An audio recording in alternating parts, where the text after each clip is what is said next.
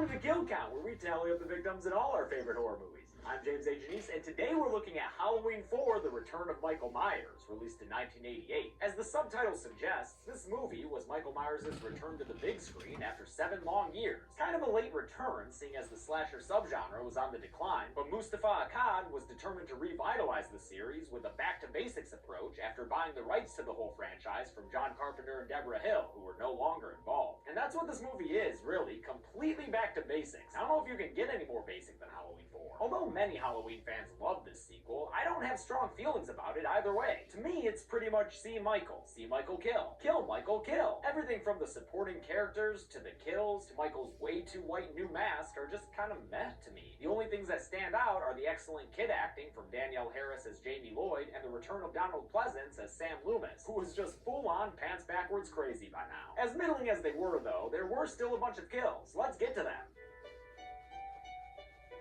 The movie begins on Halloween Eve, 1988, 10 years after the events of the first 2 films. An ambulance arrives at a federal sanitarium that looks like a haunted maze walkthrough on the inside, complete with spooky screams. Jesus ain't got nothing to do with this place. The ambulance drivers are there to pick up a comatose Michael Myers for a transfer, and they're treated to a bunch of exposition from the security guard who recaps the first 2 movies for them and the audience. But his doctor, of all people, shot him 6 times.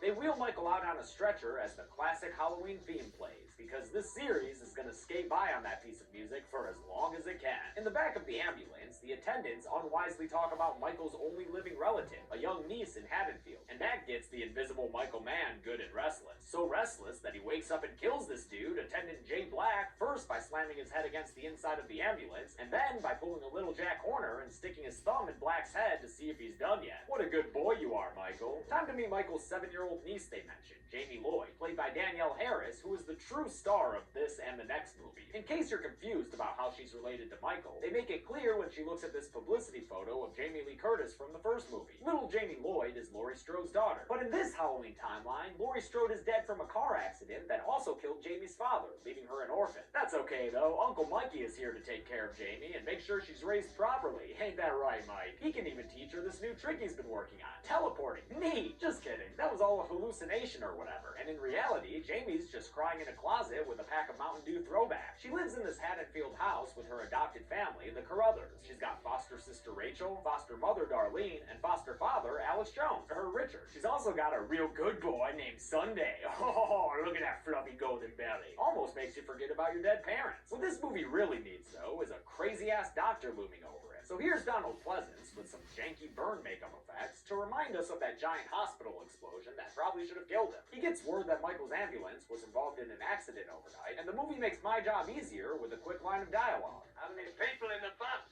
4 plus 5. That means we can add 3 to the count right now, since we already counted that attendant Black dude. The other 3 victims were apparently that other attendant, a lady named Evans, and 2 randos who we never saw. Loomis knows that all these damn movies have the same damn plot, so he's already leaving for Haddonfield, where Michael must surely be headed. On his way home, though, Michael's gonna make a pit stop so he can rack up a couple more kills. First is this mechanic, who's just trying to make a living, but instead he makes a dying after a bandaged up Michael uses a metal rod to stab through the poor guy's body just off screen. Mikey, that's not what the sign meant when it said body shop. Loomis happens to pull into the same gas/kill station, and after heading inside, finds the mechanic's body hanging down from a bunch of chains in a, honestly, kind of a weird S&M looking way. But Loomis is kink positive, so instead of hightailing it out of there, he goes into this Shrine of Abe Lincoln diner, only to find another body behind the counter. This waitress lying on the ground with not a single hint as to how she was killed. Pretty lame. They could have at least thrown some fake blood on her belly or something. Loomis turns around to find Michael at the end of a Zolly shot, standing way back in the kitchen. Against a backdrop of a bunch of poorly hung Lincoln pictures, Loomis goes to shoot his former patient, but his shots hit nothing. Was Michael just an illusion, or did Loomis watch as he juked out of the way real fast? It's not really important. What is important is pointing out the ridiculous stock sound effects that this movie uses for gunshots. Loomis steps outside for some air, and next thing you know, Michael's stealing a big old truck he somehow knows how to drive as Loomis shoots at him some more. As Michael drives off, he somehow starts a gas station fire that destroys Loomie's car and spreads to an electric line so the doctor can get a whole special effects show worth of sparks and flames. At her school in Haddonfield, Jamie gets teased by her classmates for having a boogeyman uncle and a, dead mom? Wow, kids are dicks. Again, Danielle Harris gives a spectacular performance and really makes you feel bad for Jamie as she runs away crying. You're okay. You're okay. She gets picked up by Rachel and Rachel's friend Lindsay, who's apparently meant to be Lindsay Wallace, the little girl that Annie was babysitting in the original film. That blew my goddamn mind. Lindsay drops Rachel and Jamie off at a drugstore, where, in an even bigger mindfuck, this random dude inside is supposed to be Tommy Doyle, the little boy Laurie babysat in the original. Why include these two at all if you're not even going to make them characters? Or in Tommy's case, even mention them by name. Anyway, Rachel and Jamie are there so that Jamie can get a Halloween costume and Rachel can get some action. That boy she PDAing with is Brady, who she's been seeing recently, but who she can't go out with tonight because she's got to watch over Jamie. Brady feels tricked that he ain't getting any treats, so he starts looking elsewhere for something good to eat, namely this chick who works at the store with him, Kelly Meeker. Meanwhile, Jamie has found a costume that just, like, speaks to her, man. Probably because it's so similar to the one her uncle began his murder career in. And it turns out Uncle Mike is there in person, putting on a conveniently available shape mask and attacking Jamie in the middle of this public store in broad daylight. Or maybe he didn't, because of course, when the teenagers rush to Jamie's screams, there's no evil uncle to speak of. Oh, wait, no, there he is. He's still right there. Nobody saw that dude? With his vehicle wrecked from the gas station stunt show, Loomis resorts to some John Waters-style hitchhiking and gets picked up by quite the character, Reverend Jackson P. Sayer. He and Loomis have a great time talking about evil and knocking back some booze, while Sayer enchants Loomis with a gospel tune. Yes, we'll gather at the river, the beautiful, beautiful river. Hey, you know what, Loomis? This guy could be singing way worse songs at you. Just ask Pee Wee Herman. Jimmy crack corn and I don't care. Jimmy crack corn and I don't care. Jimmy crack corn and I don't care. On Halloween night, while other kids are TPing trees like they should have done the night before, talk about Devil's Night, Michiganders know, Jamie puts on her best clown costume so she and Rachel can get to trick and or treating in the streets of Haddonfield. After they leave, Michael Myers, first person, sneaks his way into the Carruthers house and makes sure the audience knows that Jamie Lloyd is indeed the daughter of Laurie Strode. Loomis gets to the Haddonfield police station where he meets Sheriff Brackett's replacement, Sheriff Meeker. He's the father of that Kelly chick from Brady's store. Loomis dives straight into his crazy Michael Myers script and tells Meeker that Jamie Lloyd is in danger. When Meeker doesn't believe him, he just fucking erupts. 6 bodies. Sheriff, that's what I've seen between here and Richmond. I tell you, Michael Myers is here in this town. Wanting to avoid setting off that bottle rocket of bat shit anymore, Meeker agrees to go with Loomis to find Jamie and protect her. Hope you check home first, Meeky, because Jamie's currently at your house trick-or-treating with Rachel and a bunch of other kids. Kelly answers the door for them, and don't look now, Rachel, but Brady's in the background zipping up his pants, because he and the sheriff's daughter were F-U-C-K-I-N-G. He tries to explain himself to Rachel, but like, dude, what are you even gonna say? You got caught with your pants down. Or with Kelly's pants down, anyway. Damn, girl, put on some pants when you answer the door for little kids. You want to land on the sex offenders list? Instead, Loomis and Sheriff Meeker go to the Carruthers house and find evidence that Michael's been there already, since those pictures are lying around, and oh yeah, there's a dead dog. Someday, no! Fuck Michael Myers, man. We're all much more okay when Michael's killing people, so let's see some more of that with this unfortunate technician dude named Bucky, according to his hard hat. Michael tosses the guy into a giant transformer, borrowing a move from his frenemy Jason by killing someone while simultaneously knocking out some power. In this case, the whole damn town, apparently. That darkness will come in handy for Michael later, so I guess he got pretty lucky with Bucky. The cops have instated a curfew by now, so kids are getting picked up by their parents, and bars are having to kick out their blue-collar patrons. Rachel and Jamie are finally found by Loomis and Sheriff Meeker, but after they get in the police car, Loomis notices that they have an audience, a Michael Myers staring at them from afar. But wait a minute, there's a second Michael Myers over there! And what's that? A third Michael Myers? Yeah, it turns out it's just a couple of punk kids playing a goof that nearly gets them shot. It's just a prank, bro! They get back to the police station and find it totally demolished, and we get another body for the count when Sheriff Meeker comes across a dead police officer whose arm has been torn off somehow. Now, other counts online say there are 3 bodies in this shot, but try as I may, I can only see one. He's missing a shoe and he has his leg draped over a bucket. I'm not gonna pretend like I see the other 2 just to be cool, so sorry, we're only adding 1 here. A posse of barflies rolls up to the police station looking for answers as to why their precious bar had to close early. And when Loomis tells them that Michael Myers is to blame, they set off to do some vigilante justice. Son of a bitch, you just created a lynch mob. You haven't got a police force. Yeah, I'm sure these guys are going to be an adequate replacement, Loomy. They take their justice truck to a park where they think they see something. Hey, Earl, did that bush move? It's coming right for us! The drunk dudes just completely open fire, shooting their guns off like they're in a goddamn Predator movie. Good job, guys. You really showed that foliage who's boss. Only there's one problem. Shit, Earl. It's Ted Hollister. Yeah, you fucking morons. You just shot and killed some random dude who was probably back there taking a piss or something. This is why you don't crowdsource justice. At the Meeker house, Brady and Kelly are making out way too close to the fireplace for it to be a comfortable temperature when their sexy, sweaty times gets interrupted by a car pulling up to the house. It's Kelly's dad, the sheriff. They're able to get dressed and look only like, 95% suspicious when Meeker walks in with his entourage that includes Rachel. But again, Kelly, put on some fucking pants. All you're wearing underneath that shirt is a thong. And now you've got a house full of people, including your sheriff dad. Do you not own pants? Sheriff Meeker arms Brady with a gun and tells him to board up the house, while also letting him know that he's not a fucking moron. Oh yeah, got you roped my daughter. I used that shotgun on you. So now we've got a bunker down situation, with Sheriff Meeker and his buddy Deputy Logan securing the Meeker house to protect Jamie and Rachel inside. Meeker and Loomis call another town and tell them to send over some reinforcements, but then Loomis leaves for the Carruthers house in case Michael's going there. And then Meeker also has to leave after he gets word that those drunk idiots up and killed a dude. Hey, I got a town full of beer bellies running around in the dark with shotguns.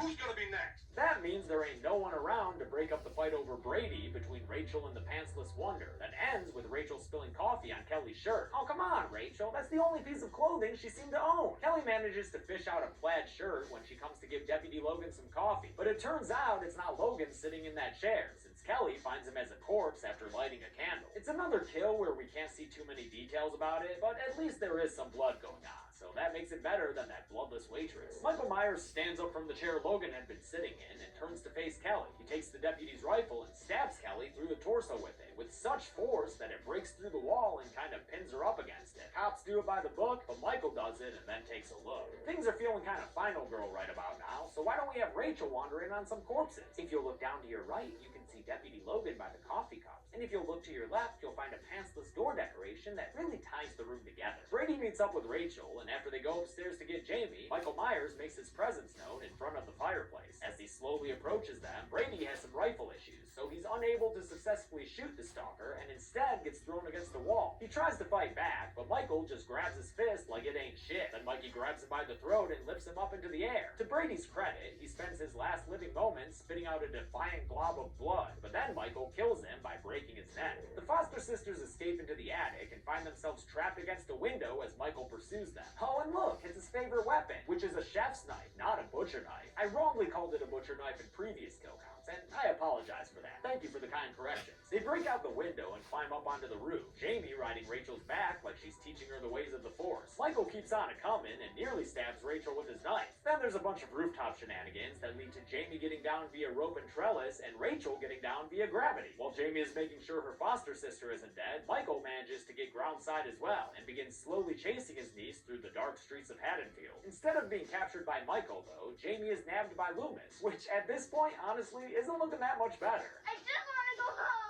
No, you can't. I've just been there. That's the first place he looked for you. Together, Loomis and Jamie make their way to the schoolhouse, because I guess the sirens that go off when he shoots his way in will attract authorities or something? Too bad there's already someone else waiting for them at the schoolhouse, an albino Michael Myers. Wait, what? Yeah, I guess in these shots they accidentally used a mask that was pink with white hair? I don't know, man. But it's just these couple of shots with Mikey as he attacks Loomis and throws him through a window. Before Jamie is caught by her murderous uncle, Rachel saves her with a fire extinguisher, and the two of them rush outside right as that truck of drunkards pull up in response to the school's alarm that's still ringing. They all pile in the truck and head out to end this movie, leaving Haddonfield for safer territory. But little did they know that Michael Myers hitched a ride on the underside of the truck, I guess. So now he's climbing into the back and making short work of these dudes. He stabs two of them in the back and the side before rolling them out the back of the truck. Then he kills the last of the truck bad boys by simply throwing him from the moving vehicle. And yeah, maybe that didn't actually kill that guy, but it's only Michael's third movie and he's trying to catch up to J-Man and the Fredster, so let's let him have it. Truck driver Earl hasn't even noticed the carnage he's been party to, so it's hard to feel bad for him when Michael breaks through the car window and kills him in a brutal way, just ripping apart his throat and or breaking his neck with his bare hands. Nice. Rachel takes control of the situation, opening the door to relieve the truck of its deceased driver, and taking the wheel for herself as Michael hangs out up top and tries to grab at her through the broken window. After he breaks the windshield with a headbutt, she slams on the brakes and rolls him right off the car. Then she speeds it forward to hit him with it and send him flying down the hill. He lands a bit away from them right as the cavalry arrives in the form of a whole lot of police cars. But when the cops rush over to help, they find Jamie being a bit too friendly to her felonious family member and holding Michael's hand. As Michael gets ready to kill again, the cops tell Jamie to drop to the ground so they can open fire on old Mikey and shoot him a whole bunch of times with their guns until he winds up falling into an open mine shaft in the ground. And that's the last we'll see of him in this movie, even though he's obviously not dead. Loomis shows up at the Carruthers house to let people know he's still alive, but I hope he's not planning on resting just yet, because while foster mom Deborah Carruthers draws a bath for Jamie, we get a return of the first-person shot that began this whole franchise as a hand grabs a pair of scissors, puts on a mask, and approaches Deborah in the bathroom. Loomis rushes to the staircase and sees what happened, which makes him positively shit himself. No! No! Yeah, son, it's one of those endings where the protagonist becomes the villain. Kinda like the end of Friday 5. But just like that ending, this one will get ignored. And next movie, we'll see that Jamie didn't actually succeed in killing her foster mom. Don't worry though, all the other deaths still count. And how many were there? Let's find out and get to the numbers. No! No! 16 people died in Halloween 4, Michael's best outing yet. The victims included 11 men, 3 women, and 2 paramedics of unknown gender, giving Michael a nice little tripod. With a runtime of 88 minutes, we had a kill on average every 5.5 minutes. Not bad. I'll give the golden chainsaw for coolest kill to Earl, whose neck was ripped apart in a shot that was actually added later after the filmmakers decided they wanted more gore in the movie. Dalt machete for lamest kill will go to the waitress, who also has a real lame fun fact. She was played by the wife of Bobby Brady actor Mike Lookinlad, who was a PA on this movie. And that's it. Halloween 4, The Return of Michael Myers, came out in 1988 and fulfilled most people's Myers desires. It was immediately followed by Halloween 5, The Revenge of Michael Myers, which I'll cover next week. But until then, I'm James A. Janice. This has been The Kill Count. Thanks a lot for watching.